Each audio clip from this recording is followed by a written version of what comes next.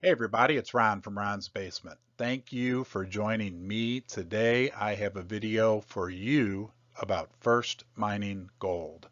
And before I get started, I just want to throw in my disclaimer. This is not investment advice. Don't buy or sell or adopt a puppy or do anything based upon the information, the golden information that I'm about to share with you. The title of the video is The Dysfunctional Family Destined for Success. That should have read Destined for Great Success because I am very optimistic about the future of First Mining Gold. Again, that's just my opinion, and I have invested in the company over the years. I've invested and followed them for about 4 or 5 years from the very beginning. And honestly, I've been in and out of the stock several times, but I am once again fully invested, and my intention is to stay with them now for several years because they've made some great moves over the last maybe year and a half uh, that I think have positioned the company for great future success. So let's dive into this extensive PowerPoint that I've put together for you. It's actually just one page, so let's move on to the next page.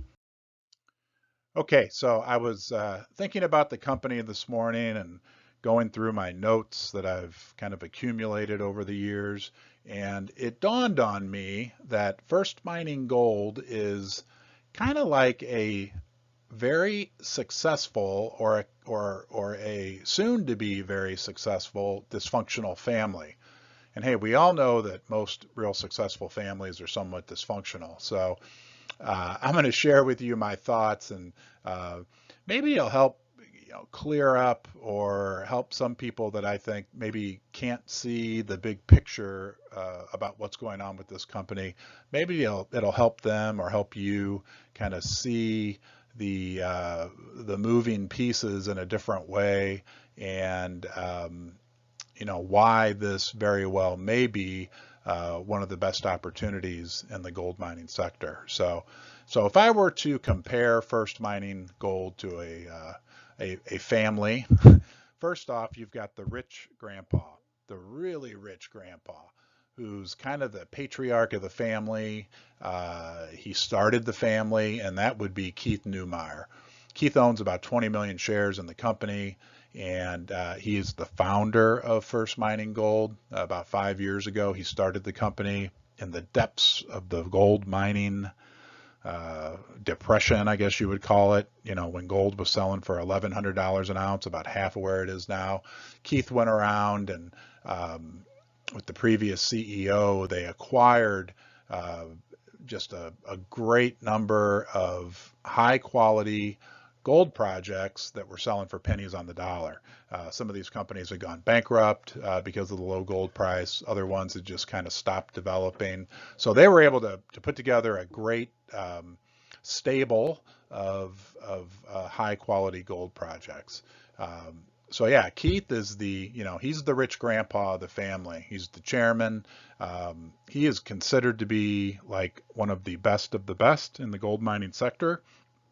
Was listening to Rick Rule, who's also highly respected in the sector, talk about Keith in an interview I was watching last night, and he sung the praises of Keith. I think if you do any minor research on Keith Neumeyer, you're going to see that he's a really high quality guy. So after the rich grandpa, you got the dad of the family, and that would be Dan Wilton. He's a first-time CEO, but he came into the job with a solid track record of success. He's been running the company, I believe it's about a year and a half at this point.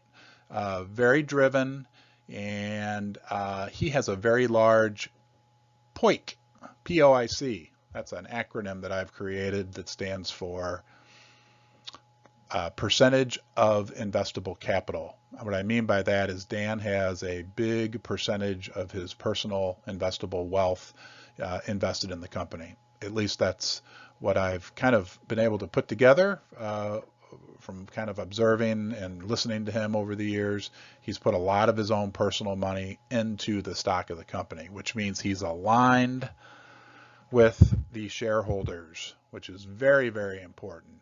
Um, he has a vested interest in the company doing well.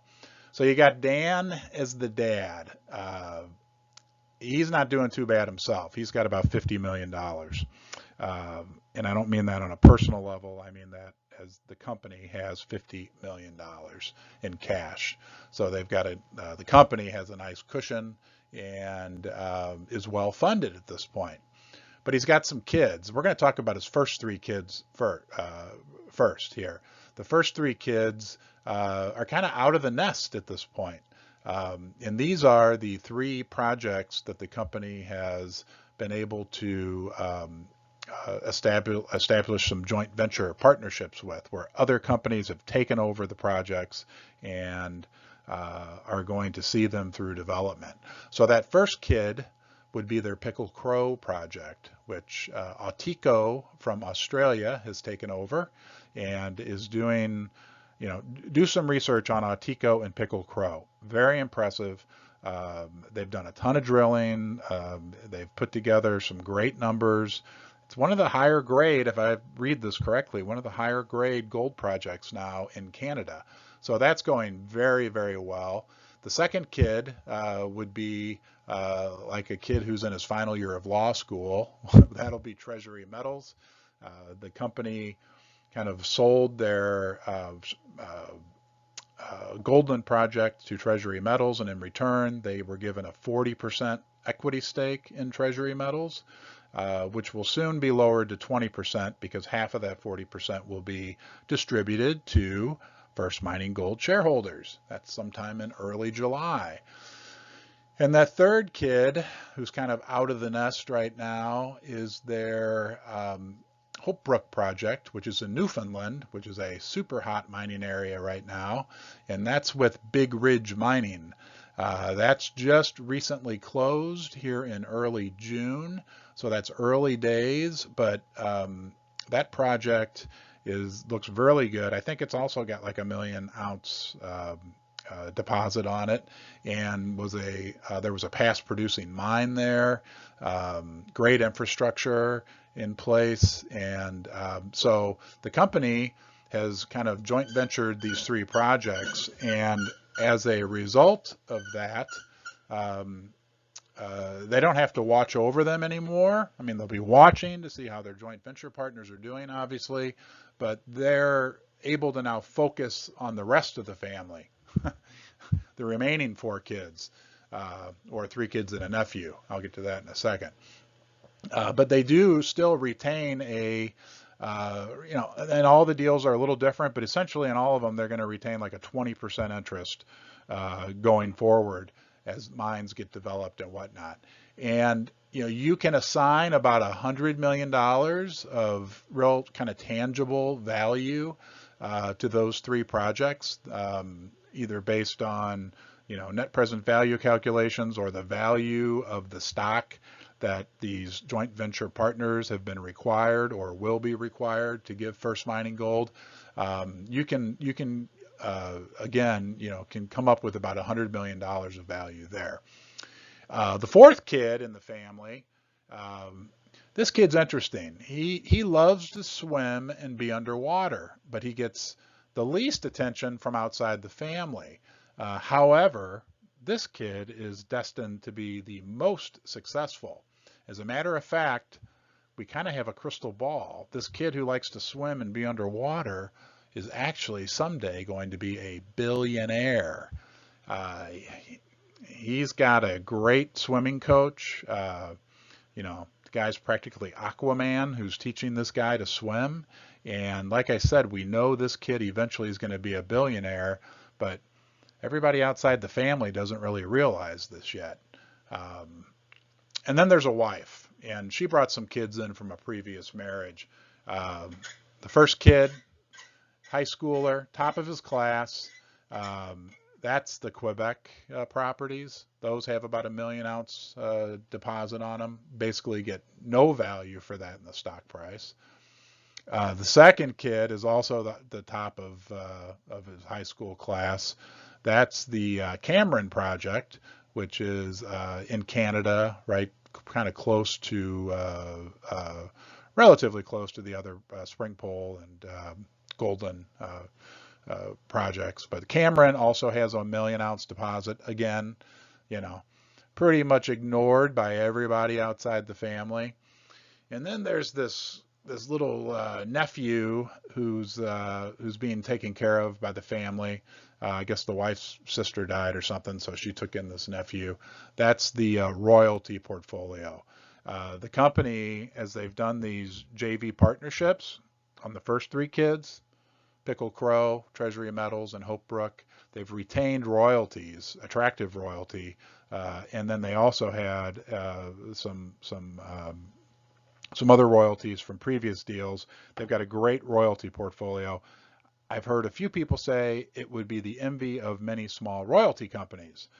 So First Mining Gold has, you know, this portfolio of royalties, and again, anybody outside the family, they're ignoring that nephew, the royalty program, royalty portfolio, giving it basically zero value.